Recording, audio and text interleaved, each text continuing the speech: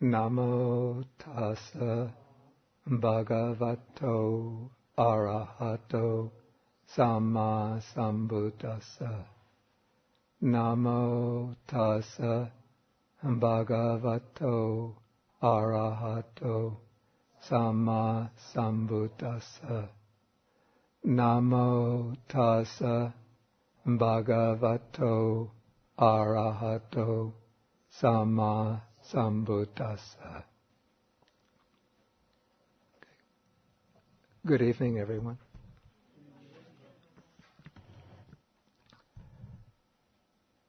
Okay, so we have been studying Majjhima Nikaya Sutta number 12. This is the larger discourse or greater discourse on the lion's roar. And last time I was here, we went through the discussion of the 10 powers of the Tathagata, 10 special types of knowledge that pertain to a Buddha, and the 4 Vaisarajas. These are the 4 types of self-confidence that the Buddha has.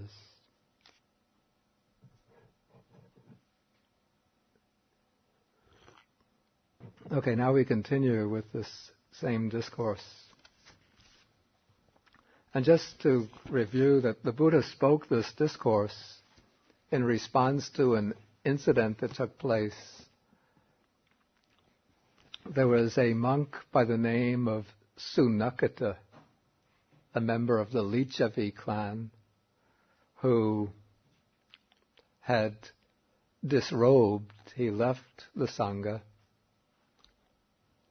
and he went around in the city of Vaisali denouncing the Buddha, saying that the Buddha didn't have any special powers of knowledge and no superhuman abilities. And this former monk Sunakata placed a great deal of emphasis upon 2 things, sort of his mark of a true spiritual master. One was the ability to perform miraculous feats that went beyond the ordinary human ability. And the other was the practice of extreme ascetic practices.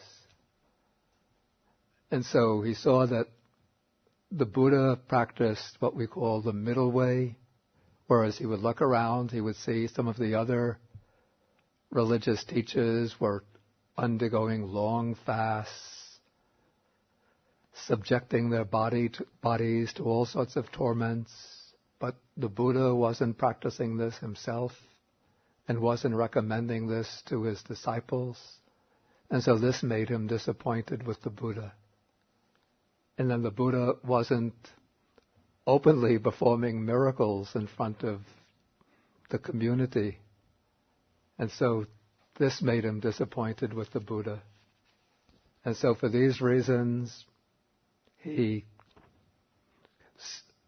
before he disrobed, several times he came to the Buddha and challenged him and asked him to perform miracles and wonders in front of the community.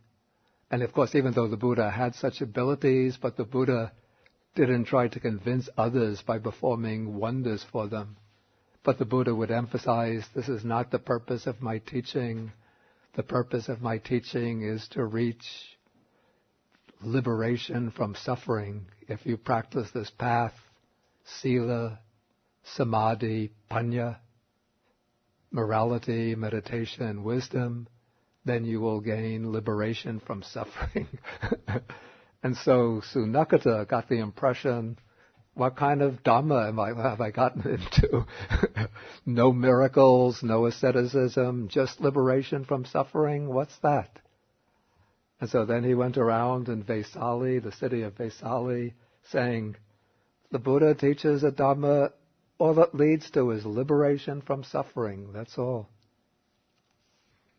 And so now the Buddha is expounding to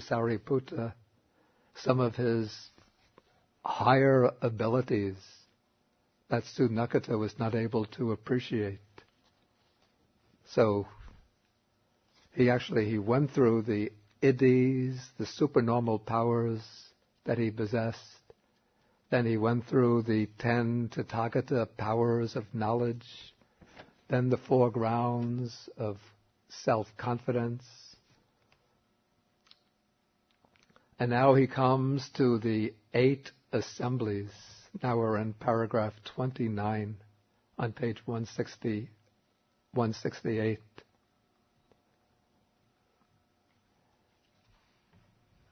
Okay, and this shows, by mentioning the 8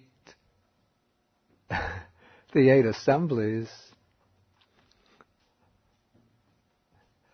the Buddha shows the function of the 4 kinds of self-confidence, the 4, here it's translated, intrepidities.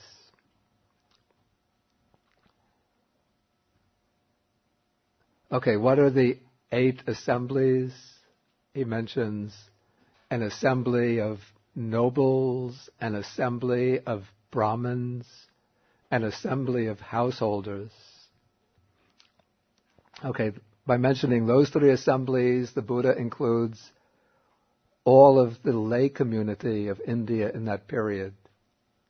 The Brahmins would divide the lay community into, they would put the Brahmins first, so the Brahmins at the head, then the nobles or Kshatriyas, then they would have the Vaishyas, those would be the merchants, the landowners, the cultivating class, then the Shudras, those would be the laborers, the workers, the servants, and then below them there would be the outcasts. But when the Buddha and the Buddhist texts speak about the lay community, they group everybody outside, they put the Kshatriyas first, because the Buddha was a Kshatriya, the nobles, the Brahmins in the second place, and then they group everybody else together as simply as householders. Then outside the lay community are the ascetics, the renunciants, the shramanas, here translated the recluses.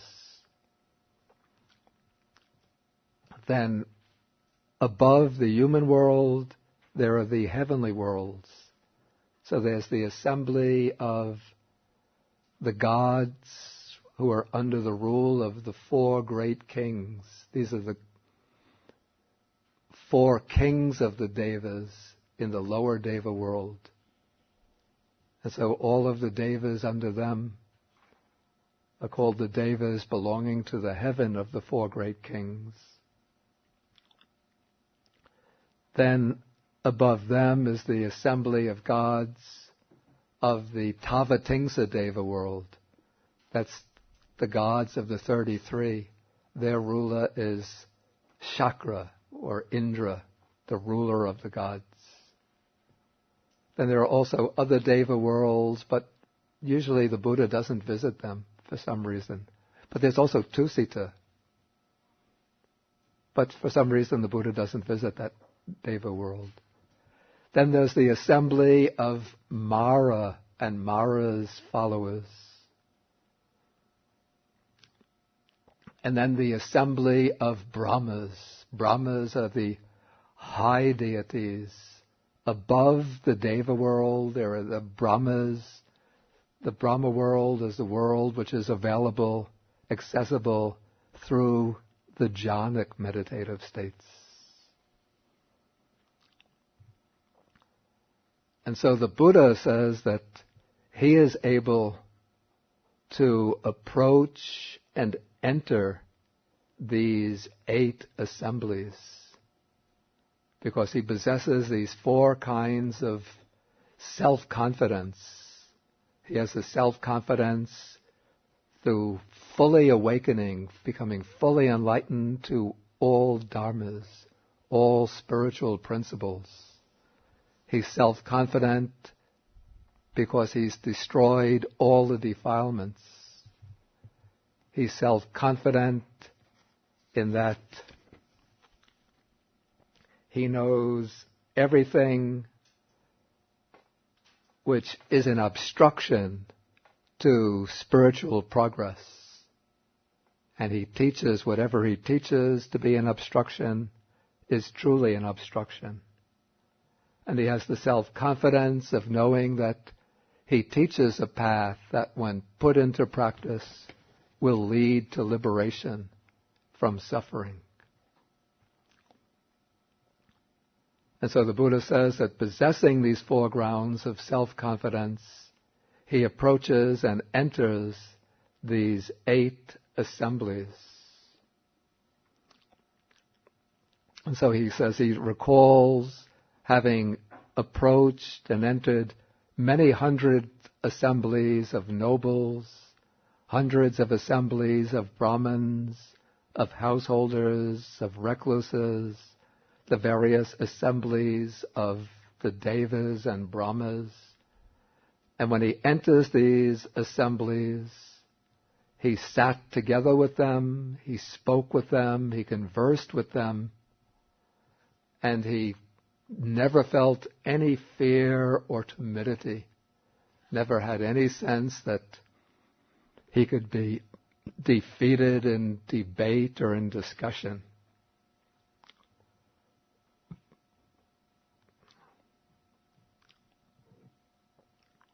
And so when he sees no ground that any fear or timidity will come over him, for this reason he says, I abide in safety, fearlessness, and self-confidence. Okay, then there comes a repetition of that statement that seems pretty strong. The statement that comes originally in paragraph 21. When I know and see thus, should anyone say of me that the ascetic Gautama does not have any superhuman states, any distinction or excellence in knowledge and vision worthy of the noble ones, that he teaches a doctrine that he simply worked out by reasoning, unless he abandons that assertion and that state of mind and relinquishes that view, then, as surely as if he had been carried there, he will wind up in hell. Again, I have to say the statement seems rather strong to me too. But I think the idea here is that the former monk Sunakata, who was making that statement, was doing so with a mind of hatred and antagonism towards the Buddha. And his purpose was to sway other people and lead them away from following the Buddha's teaching. And he was doing so with a strong commitment or conviction that the Buddha doesn't have any superhuman states.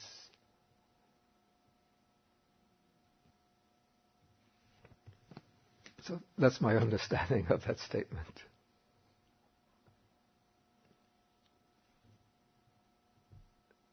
Any questions on this point? At this point? Okay, now we go on to what are called the 4 kinds of generation. These are 4 modes or 4 ways in which beings, living beings, are born. So here the text says that there are these 4 kinds of generation. So what are these 4? One is called egg-born generation, womb-born, then there's womb-born generation, moisture-born generation, and spontaneous generation. Okay, and then the next paragraph explains what are these types of generation. Okay, egg-born generation, these are beings that are born by breaking out of the shell of an egg. Okay, womb-born generation. Okay, these are beings that are born by coming out from the womb. What is moisture-born generation? These are beings that are born in rotten fish, a rotten corpse, rotten porridge, in a cesspit, in a sewer. This is called moisture-born generation.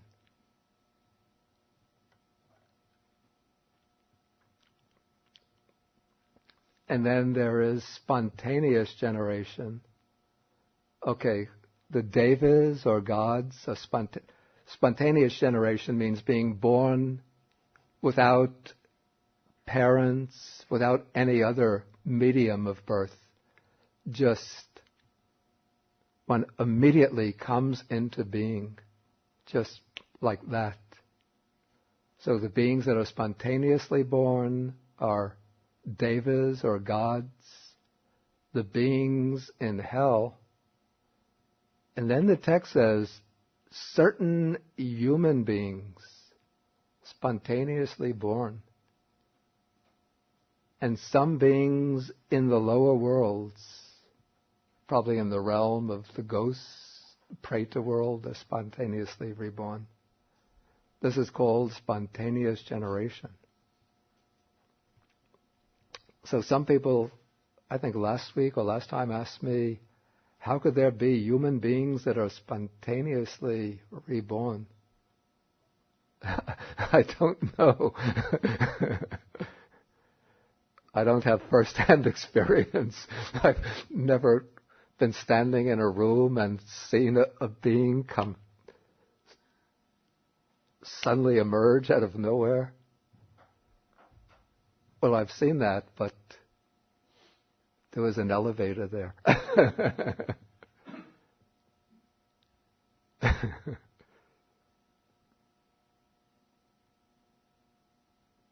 There's no further explanation in the text.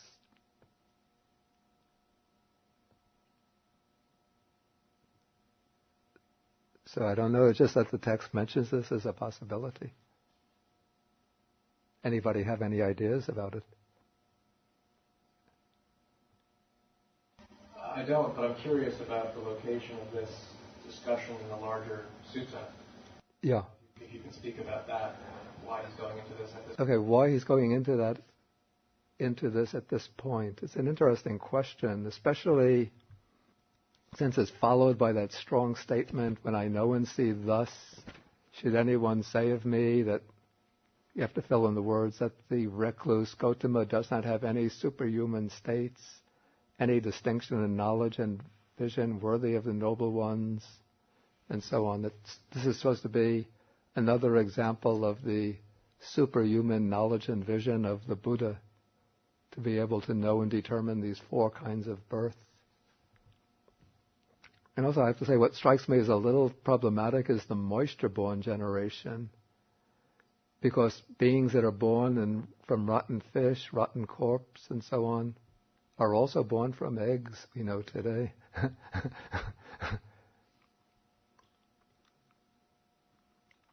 So maybe the distinction is that the beings that are said to be born from eggs are born by breaking out of the shell of an egg, whereas insects that are born and other types of minor life forms that are born from, say, a rotten fish or rotten food in cesspits and sewers, though they're born from eggs, but they don't break out of the shell of an egg, but the eggs are so small that I don't know how they emerge from the egg, but it's not breaking out of the shell of an egg that we can see.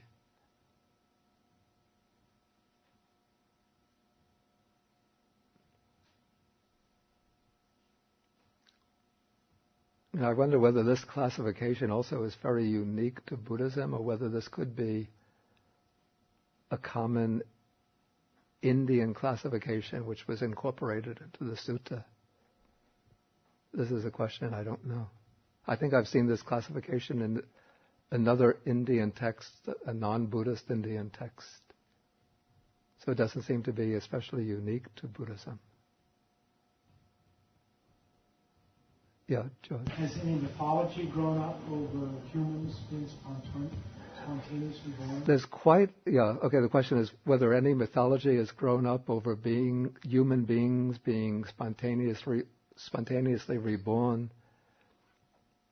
In India, there's quite a mythology about human beings being spontaneously reborn.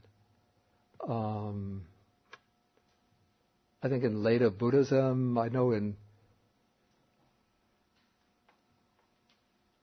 the Tibetans believe there was one of the Indian founders of Buddhism in Tibet, Padmasambhava. The name Padmasambhava means one who originates from the lotus flower. And the legend is that, or the belief is, whether it's legend or fact, I don't know, that he was born from a lotus flower. So that would be an example of one who was spontaneously reborn.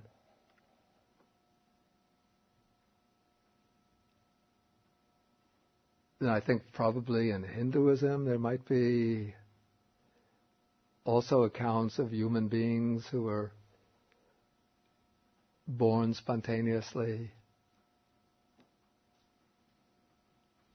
But it's a subject that I haven't investigated, so I can't make authoritative pronouncements on it. It seems it would make a good subject for somebody's doctoral dissertation.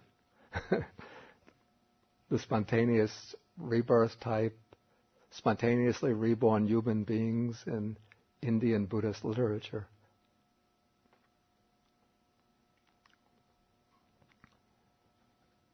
Okay, then we'll move on to the 5 destinations and Nibbana. Okay, in Pali, the word here that's translated destinations is the word gati. I write this.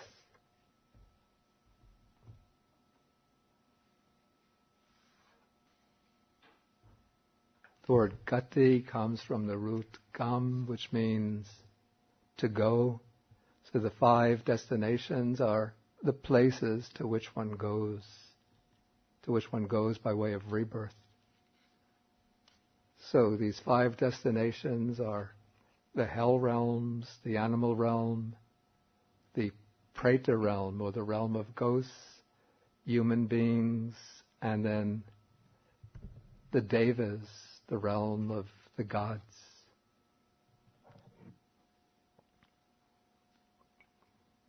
And now the Buddha makes a statement which shows his understanding of these realms and of the way that leads there. He makes the same statement with regard to each of these realms. He says, I understand hell and the path and way leading to hell. And I understand how one who has entered upon this path with the breakup of the body after death will be reborn in a state of deprivation and an unhappy destination in the lower world, in hell.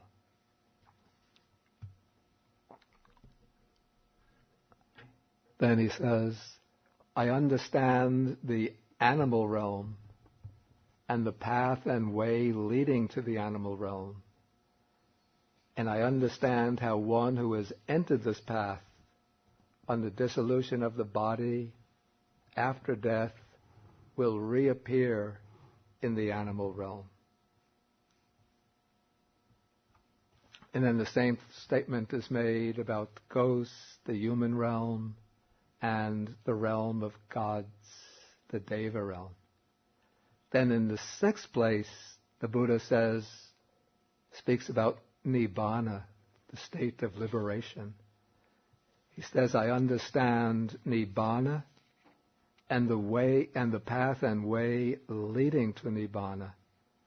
And I also understand how one who has entered this path will, by realizing for himself with direct knowledge here and now enter upon and abide in the deliverance of mind and deliverance by wisdom that are taintless with the destruction of the taints.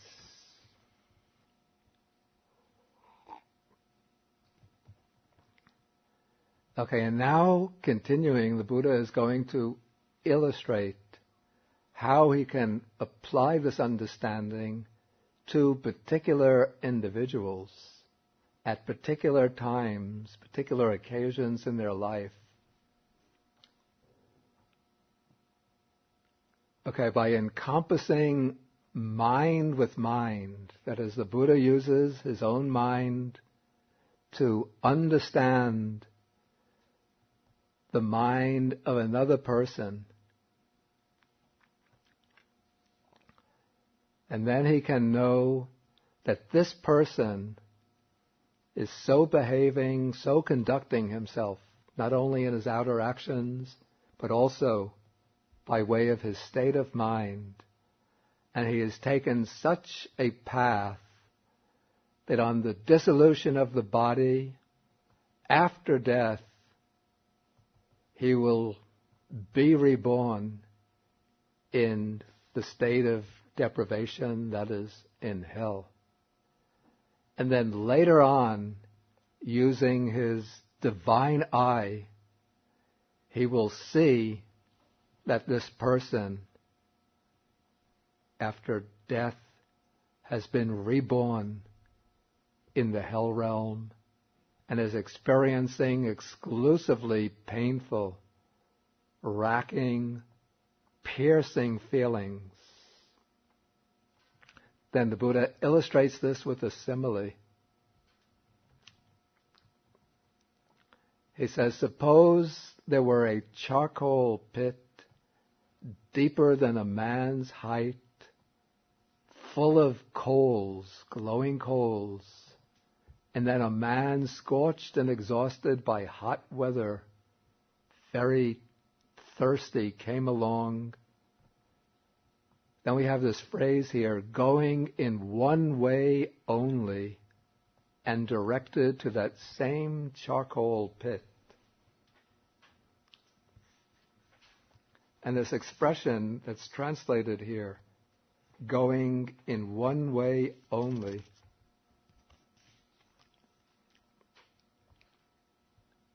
in Pali, this is a kayano muggo.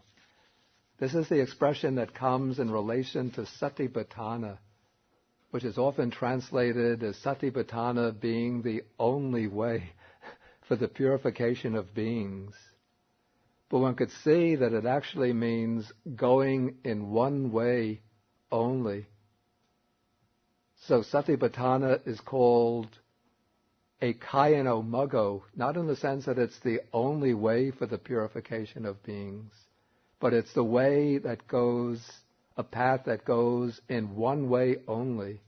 There's a path that goes directly or straight towards the purification of beings. Okay, so coming back to the sutta. So we have this, in the simile, this path is going in one way only, straight to that charcoal pit. And then a man with good sight is observing this man walking on that path. And he knows that this man is walking along in such a way that if he just continues going in that same direction without changing course, he's going to fall into that charcoal pit. And then later on he'll see that this man has fallen into the charcoal pit and is experiencing very painful feelings. And so then the Buddha says, in the same way, by reading another person's mind with my own mind and observing his behavior, I could see that he is behaving in such a way that if he continues in this way, he's on the breakup of the body after death, he will be reborn in hell. And what kind of behavior is going to lead to rebirth in hell. Usually or invariably this will be behavior that violates the 10 courses of good action, but probably especially it will be behavior motivated by strong hatred. Usually strong hatred that, in my understanding, that will result in a lot of pain and suffering for others.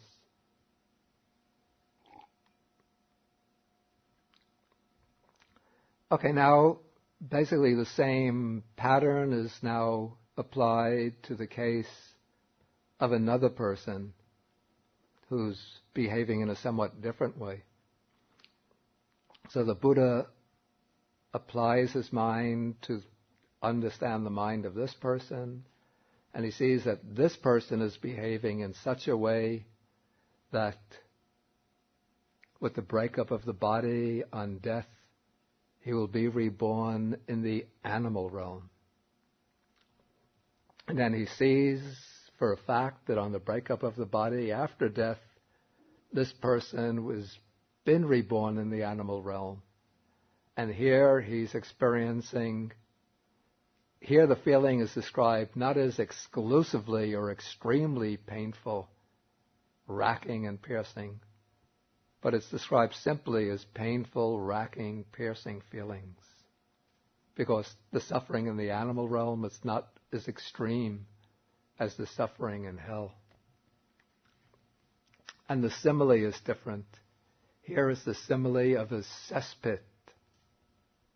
And so a man comes along, he's thirsty, and he's walking by a path in one direction, heading straight for the cesspit, and then he falls in.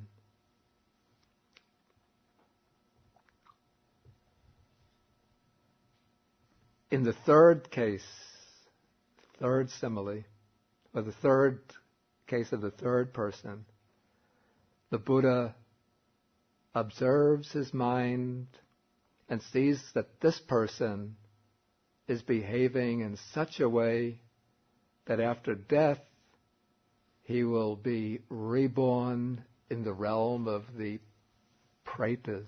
Here it's translated as ghosts. Maybe I'm not so happy with the translation as ghosts, since we usually think of ghosts as figures that haunt a house. But the pretas are a separate realm of existence, of beings who are somewhat disembodied, though they do have physical bodies, but it's a very subtle kind of body. And they're subject to suffering, intense suffering, but it's not as extreme as the suffering in hell. They're usually depicted as subject to strong hunger and thirst, which they cannot satisfy.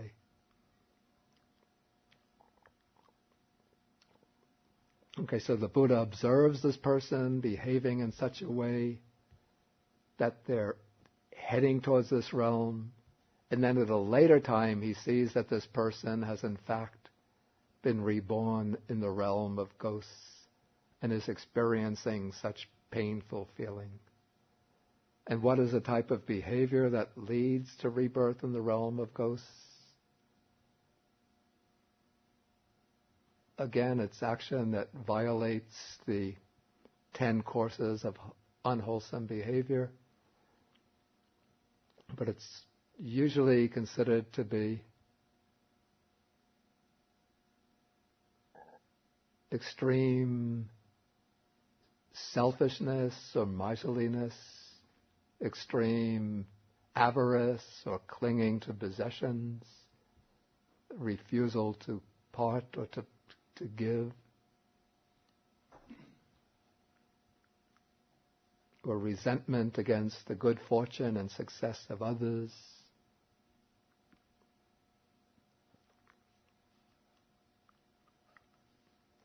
Okay, then here the simile is that of a tree growing on rough ground, and the tree has only scanty foliage, So it gives a dappled shadow. And then a man comes along very weary and thirsty, heading towards that same tree. And if he wants to get some relief from his weariness and thirst, and he sees that tree, and he tries to get some coolness from the tree by relaxing in the shade of that tree, there's not much shade cast by that tree. That's an illustration for the suffering in the realm of the pretas.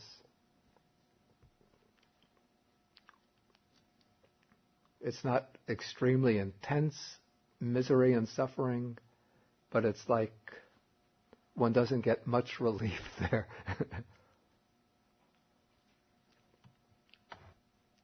Okay, now we come to the pleasant realms, or the realms of good fortune, the human realm and the heavenly realms. First, the human realm.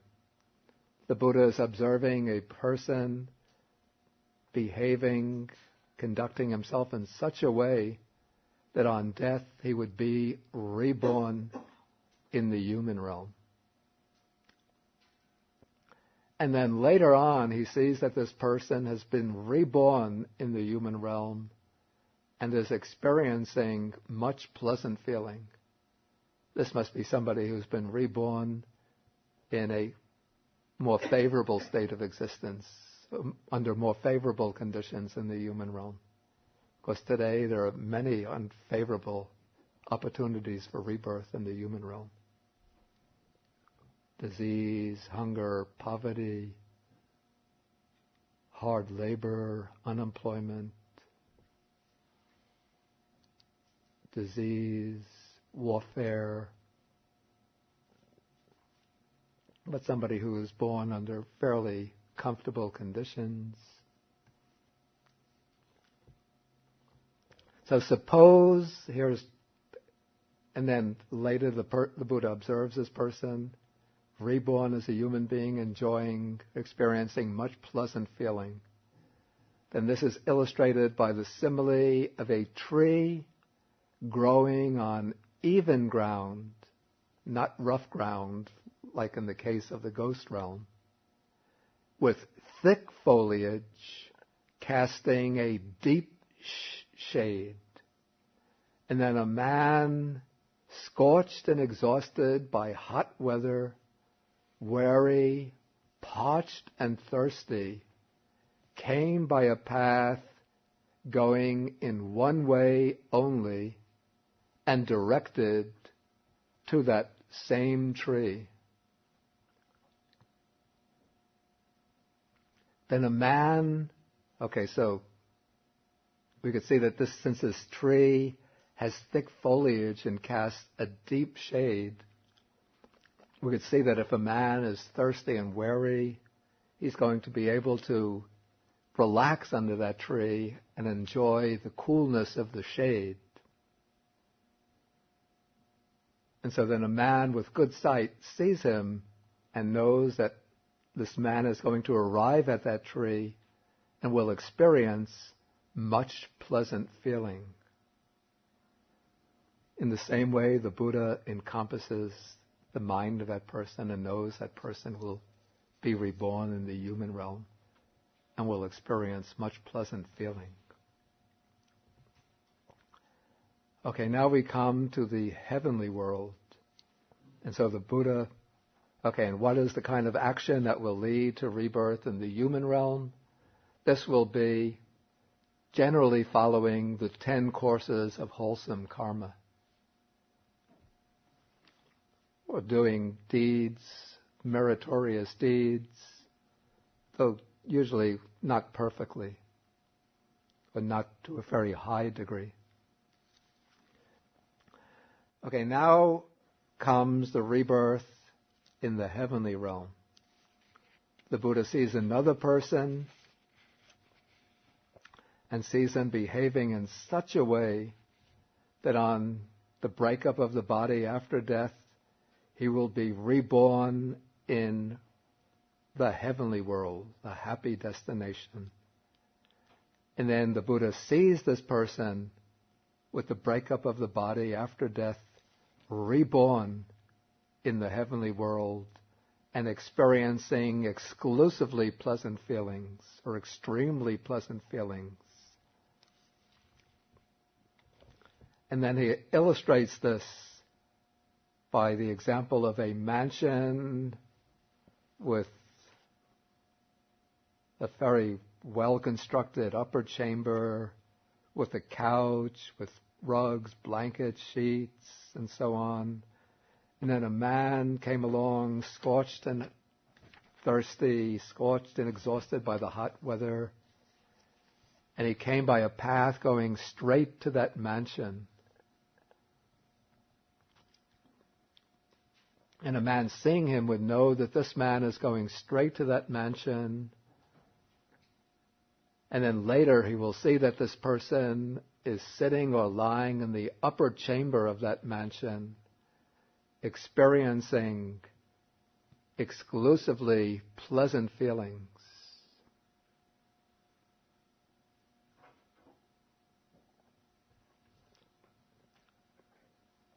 Okay, so that illustrates rebirth in the heavenly world. And what is the type of action that leads to rebirth in the heavenly world?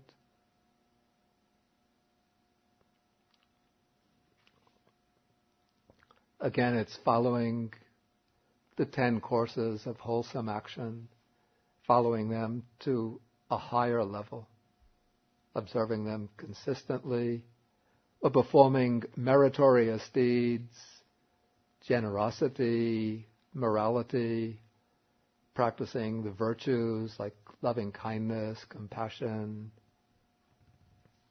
but not yet developing wisdom, not developing it to a superior degree. Okay, now we come to the 6th stage. This is the attainment of liberation. We could say the realization of Nibbana.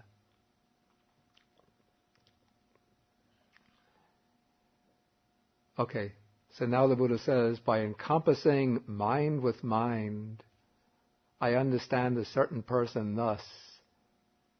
This person so behaves, so conducts himself, has taken such a path that by realizing it for himself with direct knowledge, he here and now will enter upon and dwell in the deliverance of mind and deliverance by wisdom that are taintless with the destruction of the taints. Notice that this is not an attainment that's going to take place with the breakup of the body after death, but this is an attainment that's going to take place here and now. That means in this very life. An attainment that this person will realize right in this very life itself. And this is going to take place through or with the destruction of the taints, with the destruction of all of the defilements.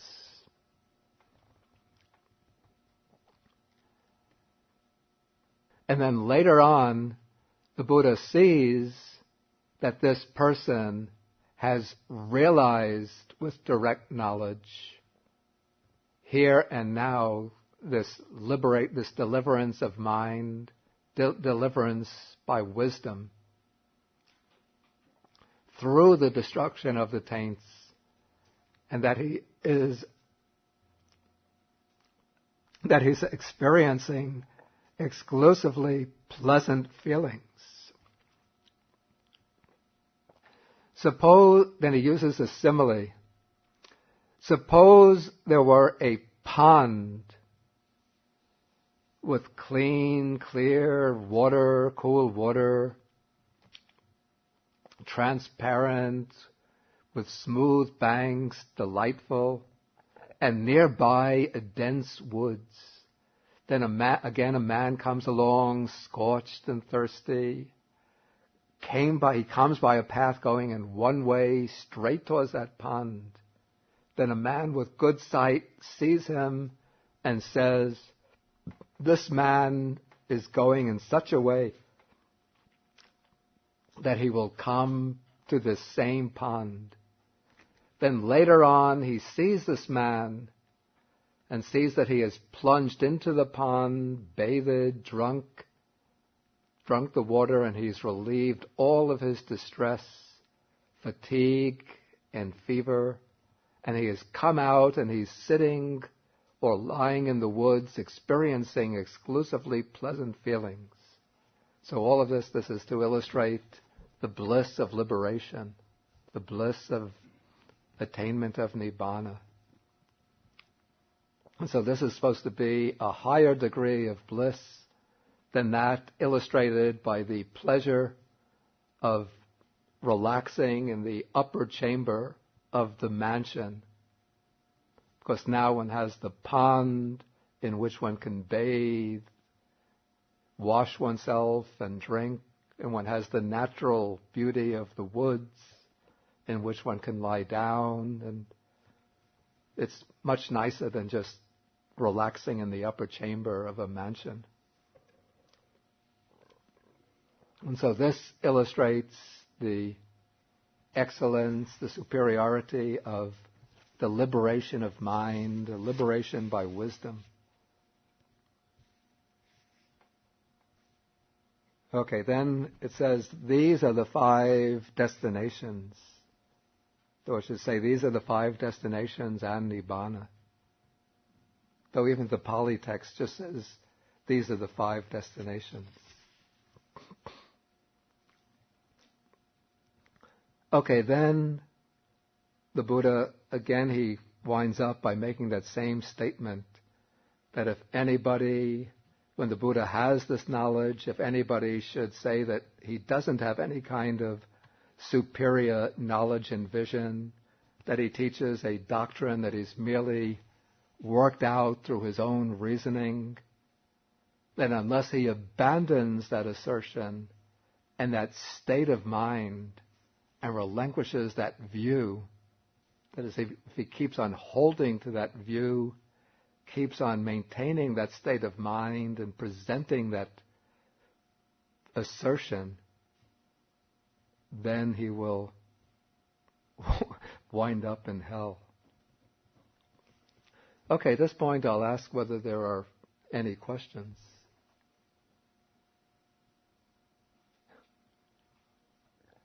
Yes, June.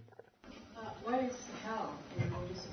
Okay, the question, what is hell in Buddhism? Okay, according to Buddhism, there are these 5 realms of existence. And these realms are not just purely metaphors or symbols, but these realms have a kind of actual existence. But these realms are impermanent states of existence into which living beings are reborn as a result of their karma.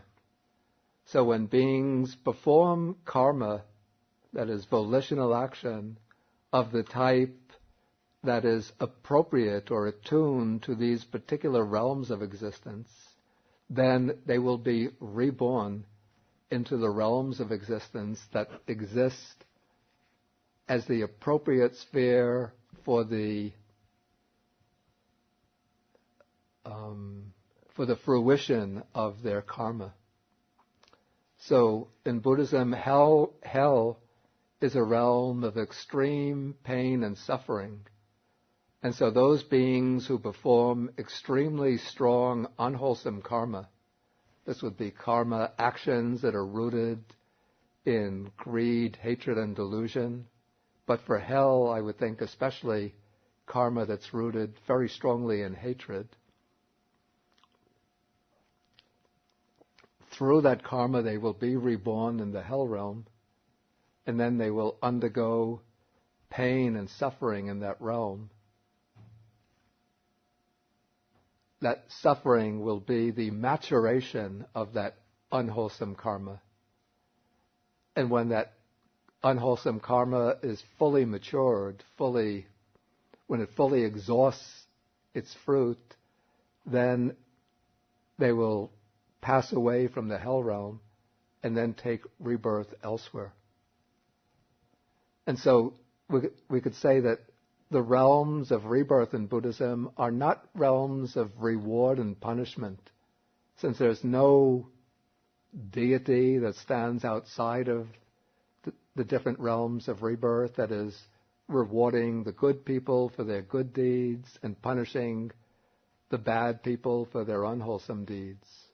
But through a natural law of causation, of moral cause and effect, those who do unwholesome deeds propel themselves into the realms of suffering. And then their unwholesome deeds bring the suffering upon themselves. They bring these states of misery and suffering upon themselves. And then when the misery and suffering has brought its fruit, then they pass away from those realms to take rebirth elsewhere. Similarly, for the heavenly realms, those who do virtuous, meritorious deeds are reborn in the heavenly realms as a result of their meritorious karma. Then they enjoy the fruits of their meritorious karma through the desirable results of a heavenly rebirth. Long life, a lot of bliss and pleasure, power, good health, radiant bodies, and then they'll enjoy that good result for a long time until they've fully exhausted that good meritorious karma. Then they pass away from the heavenly realm again to take rebirth elsewhere. And it's said that the human realm is something like the central processing agency where eventually beings come back to the human realm and then create new karma which will lead them to other realms within samsara.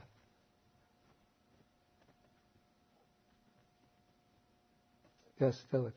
Anywhere does it say that there are 31 realms of existence?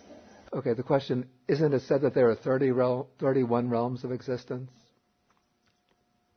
There are actually said to be 31 realms of existence. The 31 realms of existence are obtained by making finer distinctions in the heavenly realms. So we have the hell realm, the animal realm, the preta realm, the human realm, and then the deva realm, or the heavenly realms.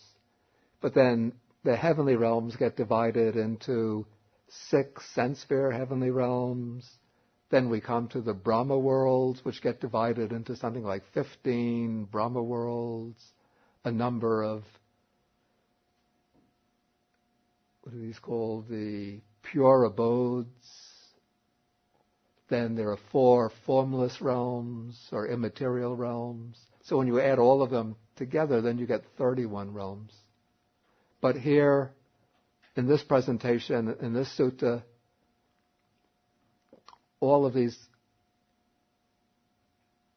deva realms are all just collapsed into one, and they're all just treated as the deva realm. Linda, did Venerable Bodhi, what type of behavior would land a being in the animal realm? You mentioned yeah. miserliness, Okay, yeah. or the hungry ghost, because people often remark when they observe some animals that their behavior is almost human. How did they get there? Okay. I understand since basically that animals have a very dull existence, it's hard for them to pass out of the animal realm. Okay, good question. The first question is, what kind of behavior would land a person in the animal realm? And then on top of that, there was the comment that sometimes animals have behavior such that we say that animal is behaving in such a human way. It would seem to me that the type of behavior that would land a person in the animal realm would be what we call very animal-type behavior. That would be behavior very much concerned just with the gratification of one's animal desires. Just a very narrow concern with enjoying food and sexual pleasure, and not much concern with developing one's higher, specifically human faculties. This is my conjecture. The texts usually just speak about the 10 courses of unwholesome karma as leading to the hell realm, the preta realm, and the animal realm, without specially emphasizing one type of behavior as leading to one realm rather than the other. But I would think that it would be more brute animal behavior leading to the animal realm. But there's such differentiation in the animal realm, so many different types of animals, that I would think that there are many different types of behavior that would lead to different types of animal existence. Like a cow is very much just concerned with eating, satisfying its desire for food, but it's very gentle and generally harmless. Whereas a wolf or a tiger is quite ferocious. So I would think a human being who is tiger-like or wolf-like, quite ferocious, but not so bad as to get a hell-like rebirth, might be reborn as a wild animal like a wolf, a tiger, a lion, or as a human being who is just sits in front of the television, flicking, watching the sports, munching on snacks, might be heading for an animal rebirth.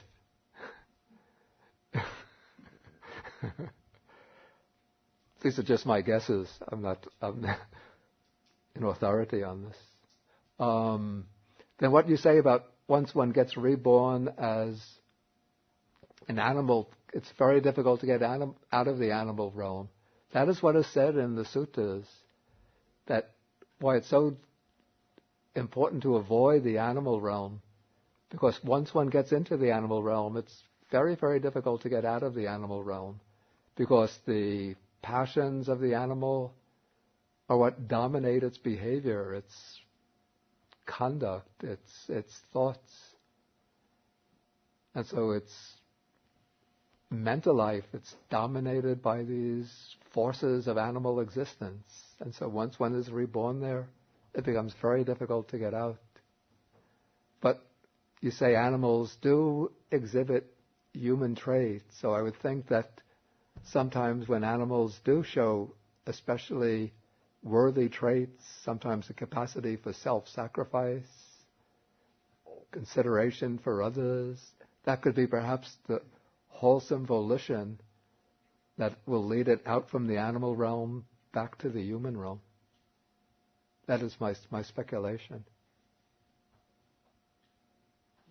Yeah.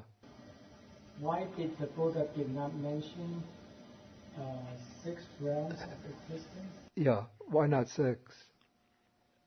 In the old suttas, one finds only 5 realms are mentioned as separate realms. But one finds still in the old suttas a mention of a 6th type of being called the asura. The asuras are depicted as existing. They're like neighbors of the Tavatimsa devas. They're neighbors of the gods of the 33 who are engaged often in a kind of war with the gods of the 33.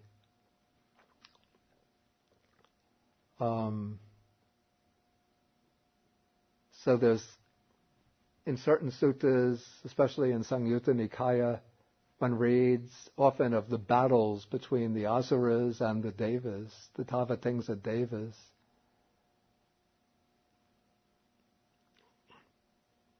But the asuras are not yet depicted as a separate class of beings. But then at some point later on, the asuras then become divided off and spoken of as a separate class of beings. But this is a development that takes place maybe at a somewhat later point than the very early suttas. Suppose there are 5 realms of existence. Yeah. Which realm will Asura belong? God? It's a good question, because there's a sutta, the Ratana Sutta, speaks of Chat, the Ratana Sutta, and the Sutta Nipata, Chatu ha payehi cha vipamuto, the 4 states of misery. So then the Asura plane gets spoken of as the plane of misery. When the commentators speak about it, they say the Asuras are the 4th plane of misery. But then the Asuras are not really shown as existing in such misery. They're almost like the Devas of the 33, like the Tavatimsa Devas, just a little bit rougher, a little bit like rough cowboys, but almost like the Devas of the 33. So then the commentators say that the Asuras that are classified as the 4th plane of misery are not the Asuras that are fighting with the Devas of the 33, but these Asuras are another type of being that exists in the Preta realm, part of the Preta realm. But that explanation isn't so convincing to me, because then it would seem that if they're part of the Preta realm, why break them off and call them a separate realm? So I don't really know. I just don't have an answer. It seems to me that originally the Asuras was something like a subdivision of the Devas of the 33, the Tavatimsa Devas.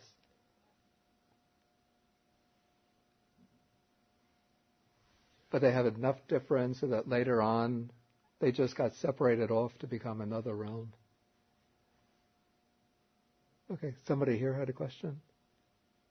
Peter? The word merely, before hammered out by reasoning, it's in square brackets. Is that an editorial addition? That's an editorial addition, yeah. And I'm wondering, clearly you don't want to say that the Buddha wanted to distance himself from reasoning. So putting merely, it means it's reasoning plus the superhuman knowledge, right? I'm wondering, I guess it's not, I guess it would be unattractive to think of it without the word merely in there, right?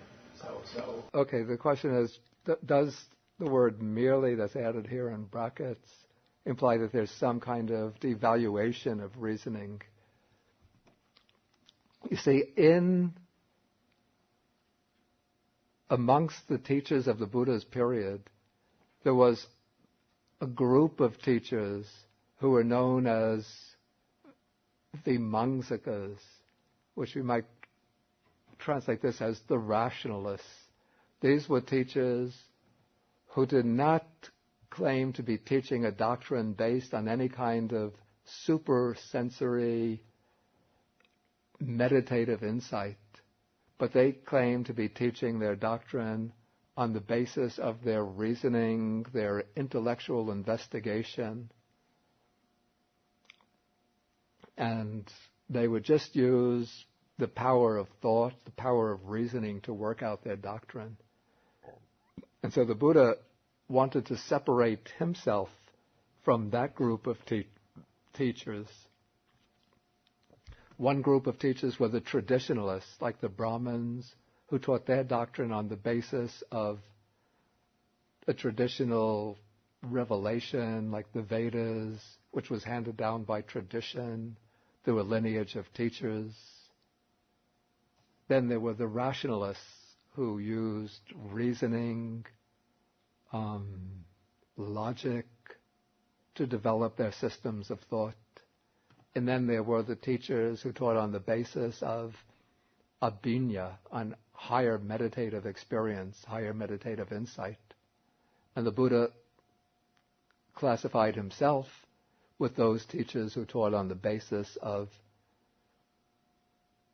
insight through higher meditative experience. One sees these groups, I think it's Majjhima Nikaya Sutta number 100, these distinction of, it comes in 100, but I think I have to say, I think the transmission of Sutta number 100 got mixed up.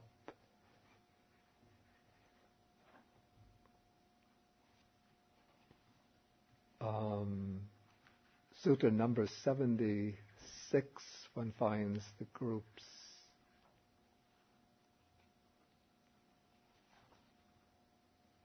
Yeah, Sutta number 76, one finds the groups distinguished more clearly. Sutta number 76, paragraph 24, one has the traditionalists. In paragraph 27, one has the rationalists.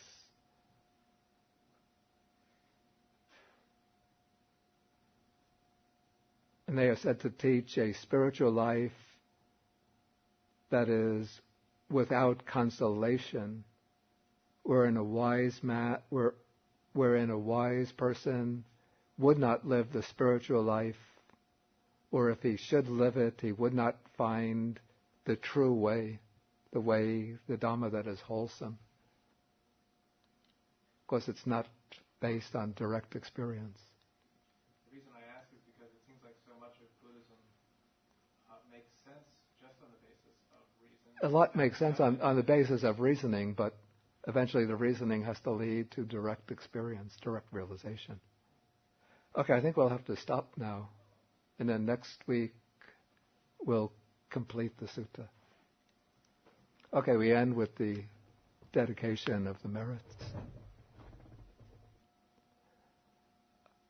Akasata ca bhumata deva naga mahitika punyantang anumoditva chirang rakantu sasanang. Akasata ca bhumata deva naga mahitika punyantang anumoditva chirang rakantu desanang. Akasata ca bhumata deva naga mahitika punyantang anumoditva chirang rakantu mang parang. Etavata ca amhehi sampadang punya sampadang sabbe deva anumodantu sabba sampati siddhya. Etavata ca amhehi sampadang punya sampadang sabbe bhuta anumodantu sabba sampati siddhya.